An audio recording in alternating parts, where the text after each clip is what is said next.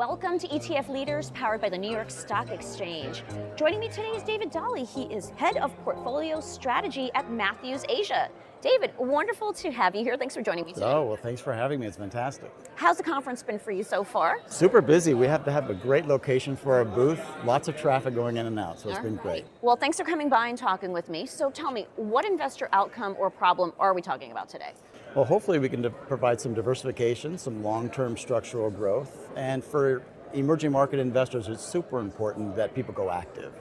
Our benchmarks tend to be, blind to things like corporate governance and regulatory issues and geopolitics, so it's super important to go active. Okay, now do you have any ETFs you'd like investors to consider?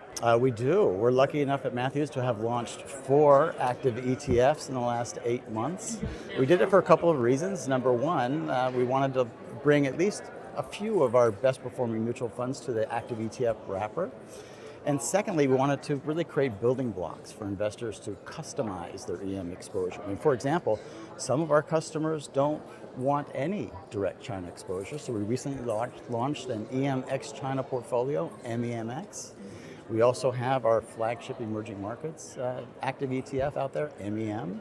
And for those investors that want a little bit more growth in hopes of slightly higher returns, we have our Innovators ETF, MINV. And lastly, we actually have investors that really believe in the long-term structural story of China. So we brought our flagship China ETF, MCH. So a great lineup and really good building blocks for investors to utilize. Okay, so where would you like investors to go to learn more about your ETFs and your views? Certainly the Matthews Asia website, www.matthewsasia.com. Fantastic research by a lot of our PM strategists, etc. Great resource. Wonderful. Well, David, great to have you here. Thanks for joining me today.